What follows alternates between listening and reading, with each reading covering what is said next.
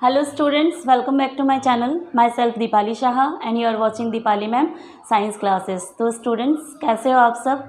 I hope कि आप लोग अच्छे हो गए। और आज जो है मैं आप लोगों के लिए फाइबर टू फैब्रिक लेके आई हूँ चैप्टर। तो हम लोग जो है इस चैप्टर के बारे में पहले डिस्कस करेंगे कि ये क्या है, हम लोग इस चैप्टर में क्या पढ़ने वाले हैं।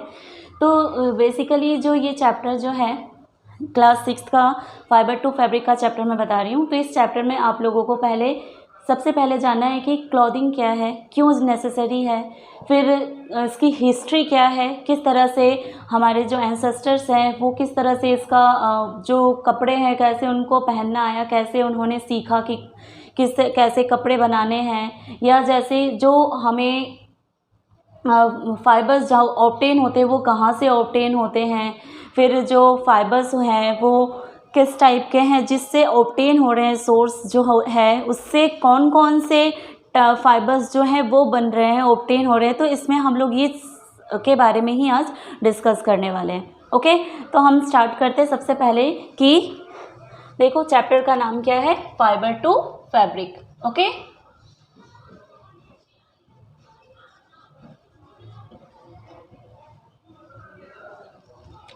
तो सबसे पहले कि क्लॉथिंग कि कपड़े जो है वो क्यों ज़रूरी है।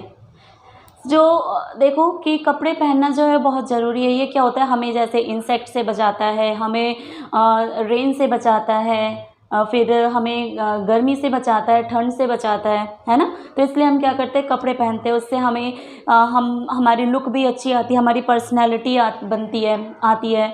ठीक है, हम अपने आप को क्या कर सकते हैं, दूसरों के सामने जो रिप्रेजेंट करते हैं, हमारे कपड़े अगर अच्छे होते हैं तो हमारी पर्सनैलिटी भी उनके सामने अच्छी होती है ना। अगर हम मान लो कि कपड़े अगर ऐसे ही गंदे कपड़े पहन के आ जाएं और उसमें प्रेस किया हुआ ना हो, उसमें बहुत ही धूल मिट्टी लगी हुई हो, बहुत ही गंदे हो, तो हमारा जो इमेज उनके सामने बनता है वो भी क्या होता है, बहुत ही ख़राब होता है ना।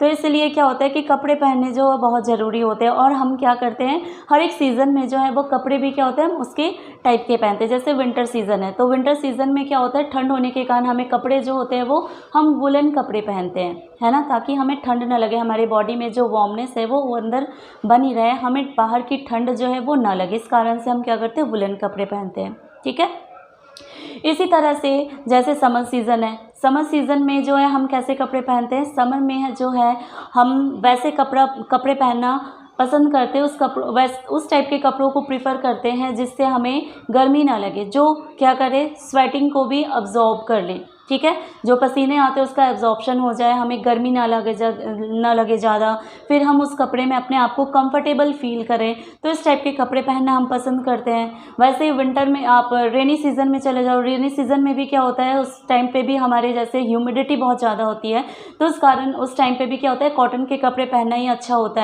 है ना, क्योंकि वो स्वेटिंग को एब्जॉर्ब कर लेती है। साथ में क्या होता है कि हम कंफर्टेबल फील करते हैं। फिर जैसे अगर हम लोग घर से बाहर जाते हैं तो उस टाइम पे हम अम्ब्रेला लेके जाते हैं, कोई रेनकोट पहनते हैं, फिर बूट पहनते हैं जिससे क्या हम बारिश में गीले ना हो, है ना। तो ये सारे जो कपड़े होते हैं ये रेनी सीज़न के हो गए। उसी तरह से जैसे मान लो कि किस टाइप का, जैसे अगर हम लोग मान लो कि हम पार्टी में जा रहे हैं तो हम पार्टी वेयर कपड़े पहनते हैं, हम घर में रहते हैं तो कैजुअल ड्रेस पहनते हैं, या जैसे मान लो कि जो भी इंटरव्यू देने जाते हैं आपसे बड़े जो हैं वो भी क्या करते हैं, कैजुअल ड्रेस पहन के जाते हैं, ताकि उनकी पर्सनैलिटी जो है वो थोड़ी लुक जो है वो अच्छी आए, है ना। वहाँ पे अगर कोई भी इंटरव्यू देने जाता है तो कभी भी वो पार्टी वेयर ड्रेस पहन के नहीं जाएंगे, वो क्या करेंगे, एक कैजुअल ड्रेस पहन के जाएंगे, ताकि उनकी लुक जो है वो थोड़ी बहुत ही सिंपल एंड श्योर लगे। तो इस टाइप से ये डिपेंड करता है कि हम जो अपना कपड़ा चूज़ कर रहे हैं वो कौन से सीज़न में, या हम किस जगह पे जा रहे हैं, वो किस टाइप के कपड़े पहन रहे हैं, वो उसके ऊपर डिपेंड करता है। तो और हर एक टाइप का मटेरियल जो होता है वो भी क्या होता है, अलग अलग होता है।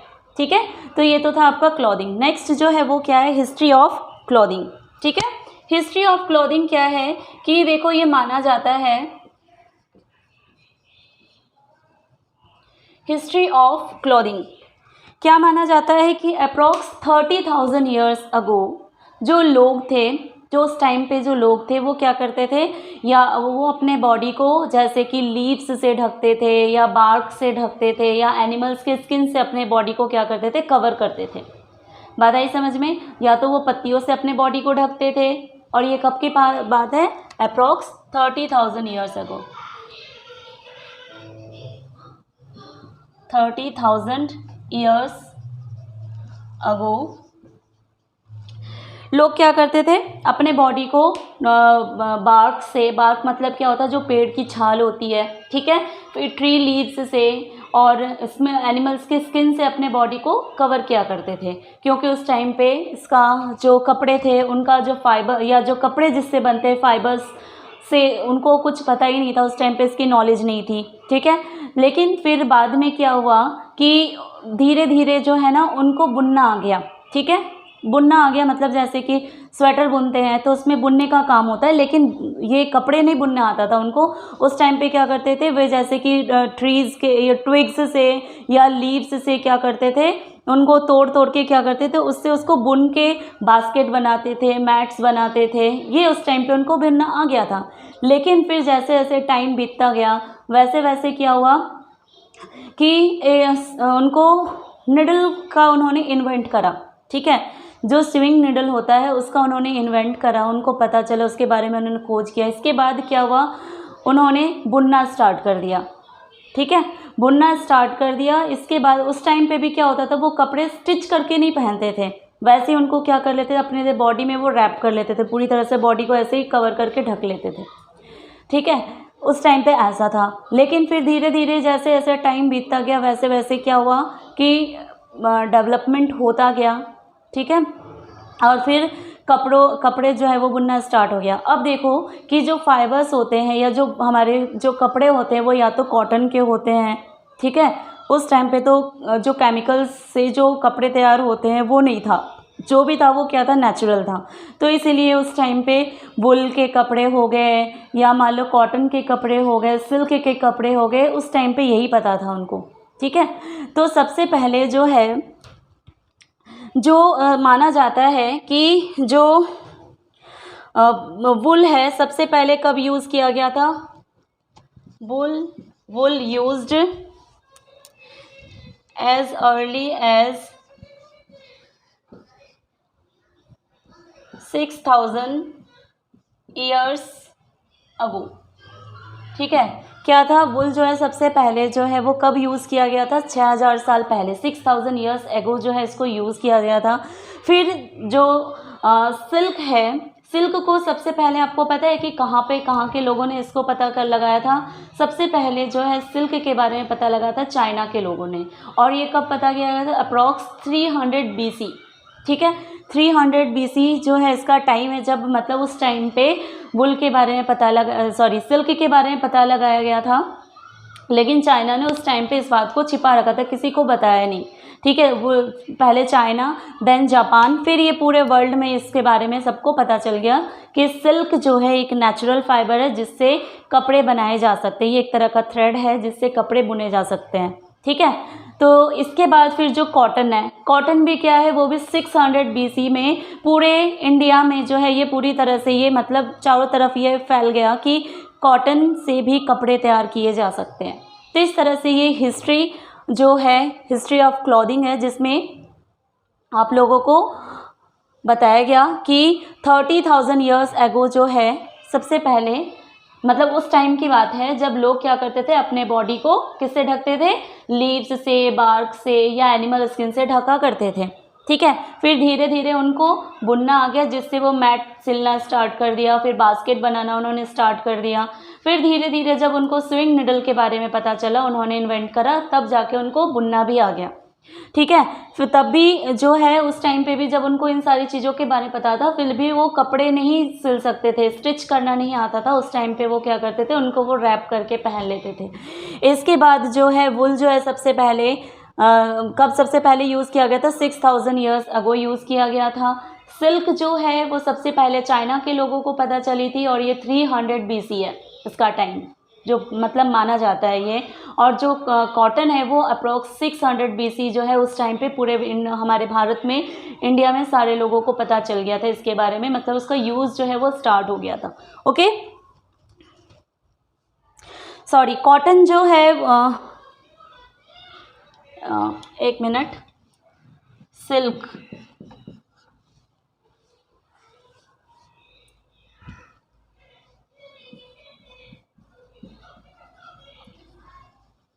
occurred around 3000 BC। ओके 300 नहीं है, 3000 BC हो जाएगा। और जो कॉटन है BC इन चाइना, ये चाइना में हुआ था सबसे पहले। इसके बाद cotton came into widespread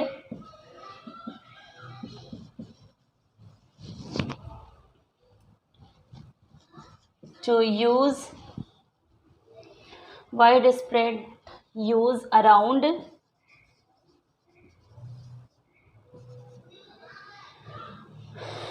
3000 BC in India.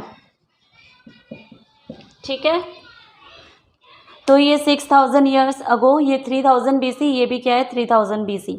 Okay, अब जो है हम लोग देखेंगे फाइबर टू फैब्रिक। ये फाइबर टू फैब्रिक है क्या? ये तो हमारा हिस्ट्री ऑफ क्लॉथिंग था। अब हमारा जो टॉपिक है वो फाइबर्स टू फैब्रिक है। फाइबर्स क्या होते हैं? फाइबर्स जो होते हैं ये छोटे छोटे एक thread like strand like thread होता है, जिससे जो है उसको बुन के ही फैब्रिक तैयार किए जाते हैं। फिर उस फैब्रिक से ही क्या होता है, जो कपड़े होते हैं उसको स्टिचेस किया जाता है, चाहे वो किसी भी टाइप का, जैसे शर्ट हो गया या पैंट हो गया या कुर्ता हो गया, कुछ भी हो गया, जो भी मतलब कपड़े जो है वो स्टिच किए जाते हैं वो फैब्रिक से तैयार किए जाते हैं, वो फाइबर से नहीं। जो फैब्रिक होता है वो किससे बनाए जाते हैं? वो फाइबर्स से ही बनाए जाते हैं। फाइबर्स क्या होता है? ये एक थ्रेड होते हैं, उसी थ्रेड को ही मतलब कि बुन के फाइबर्स फैब्रिक जो है वो तैयार किए जाते हैं। ठीक है, तो हमारा टॉपिक जो है वो क्या है? Fibres to fabrics. ओके, तो जो कपड़े होते हैं वो जो है वो किससे बनाए जाते हैं? वो तो होते हैं फैब्रिक से, बट जो स्टार्टिंग वाला है वो क्या होता है? फाइबर्स से ही होते हैं, वो धागे से ही बनते हैं। ठीक है, तो ये फाइबर्स जो है वो क्या है? एक लॉन्ग एक स्ट्रैंड लाइक थ्रेड होता है, जिससे क्या होता है? फैब्रिक्स जो है वो तैयार किए जाते हैं। ठीक है, फिर इससे क्या होता है? इसके बहुत सारे स्टेप्स हैं जो आप लोगों को अभी आगे जाके मैं बताऊंगी। जब मैं आपको फाइबर्स के बारे में बताऊंगी उस टाइम पे मैं आपको सारे स्टेप्स भी बताऊंगी कि किस तरह से फाइबर से फैब्रिक तैयार किया जाता है, फिर उस फैब्रिक से किस तरह से क्लॉथ बनाए जाते हैं। ओके, तो इसके बाद जो है हम यहाँ पे इसके बाद मैं आपको बताना चाहूँगी काइंड्स ऑफ फाइबर्स के बारे में।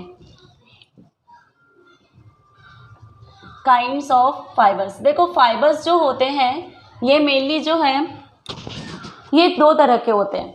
कितने तरह के होते हैं? दो तरह के होते हैं। एक होता है नेचुरल फाइबर और दूसरा क्या होता है? Synthetic fibre. कितने टाइप्स के होते हैं?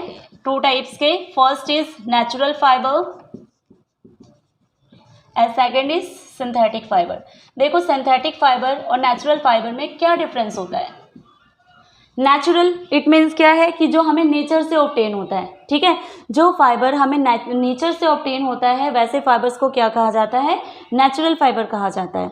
और सिंथेटिक फाइबर्स क्या होते हैं? ये मैन मेड होते हैं, ये तो नेचर से हमें ऑब्टेन होता है, इसमें आदमी का मनुष्य का कोई भी हाथ नहीं होता है।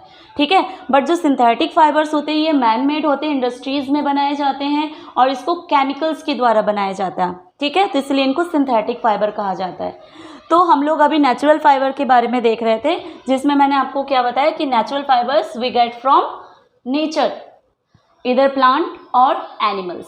ठीक है, इट मीन्स क्या है? या तो हमें प्लांट से ऑब्टेन होगा या तो वो हमें एनिमल से ऑब्टेन होगा। ठीक है, तो एनिमल्स नेचुरल फाइबर जो होंगे ये भी कितने टाइप्स के हो जाएंगे? एक होगा हमें प्लांट फाइबर्स और दूसरा क्या हो जाएगा? Animal fibres. बताइए समझ में? प्लांट फाइबर्स किसे कहते हैं? The fibres that we get from plants. ठीक है, जो हमें प्लांट से प्राप्त होता है, ऑब्टेन होता है, वैसे फाइबर्स को हम प्लांट फाइबर्स कहते हैं। और जो फाइबर हमें ऑब्टेन होता है एनिमल्स से, वैसे फाइबर्स को हम एनिमल फाइबर कहते हैं। ओके, इसके एग्जाम्पल में क्या हो जाएगा? इसके एग्जाम्पल में जैसे हो जाएगा कॉटन। ठीक है, कॉटन क्या है? ये एक प्लांट से ऑब्टेन होने वाला एक फाइबर है। ओके, इसके बाद जैसे जूट हो गया, ये भी क्या है? एक प्लांट से ऑब्टेन होने वाला एक फाइबर है। ठीक है, तो हम लोग जो है इस चैप्टर में कॉटन और जूट के बारे में पढ़ने वाले हैं। और जो एनिमल्स फाइबर हैं, एनिमल फाइबर से, एनिमल फाइबर में क्या हो गया, जैसे और जो देखो यहाँ पे जो जो मैंने आपको बताया कि कॉटन फाइबर जो है वो कहाँ से प्राप्त होगा, वो कॉटन के प्लांट से ही होता है। जो जूट है वो भी क्या होता है, जूट के प्लांट से ही होता है। तो यहाँ पे हम लोग इसके प्रोसेस के बारे में पढ़ेंगे कि किस तरह से ऑब्टेन किया जाता है। और जो छोटे छोटे स्ट्रैंड जो एक धागे जैसे कॉटन जो होता है वो इतने छोटे छोटे होते हैं, बहुत ही छोटे छोटे होते हैं, बहुत ही पतले पतले होते हैं, है ना। लेकिन उसी से ही क्या होता है, उससे धागा बनाया जाता है, फिर धागे से फिर क्या बनाया जाता है, फैब्रिक बनाया जाता है, कपड़े, मतलब एक कपड़े तैयार किए जाते हैं। फिर उसी को ही काट के एक शेप देके फिर उससे जो स्टिच किया जाता है, उस कपड़ों को सिला जाता है। कोई भी जैसे फ्रॉक हो गया, शर्ट हो गया, स्कर्ट हो गया, जो भी चीज़ बनाई जाती है वो फैब्रिक से बनाई जाती है फिर, ठीक है। एनिमल फाइबर्स जो है वो भी क्या होगा, जो हमें एनिमल से ऑब्टेन होने वाला है। इसमें क्या हो जाएगा, जैसे वुल जो है हमें कहाँ से ऑब्टेन होता है, wool we get it from fleece of sheep, goat, camel, जिस एनिमल्स के लॉन्ग हेयर होते हैं ना, उनके बॉडी से क्या किया जाता है, हेयर्स को पहले रिमूव किया जाता है, ठीक है। और उसके बाद उसके फिर बहुत सारे प्रोसेस होते हैं, देन फिर उससे फैब्रिक तैयार की जाती है, फिर उससे कपड़े स्टिचेस किए जाते हैं, ठीक है। सिल्क जो है ये कहाँ से ऑब्टेन होता है, वुल, पहले मैं आपको लिख दूँ, wool we get it from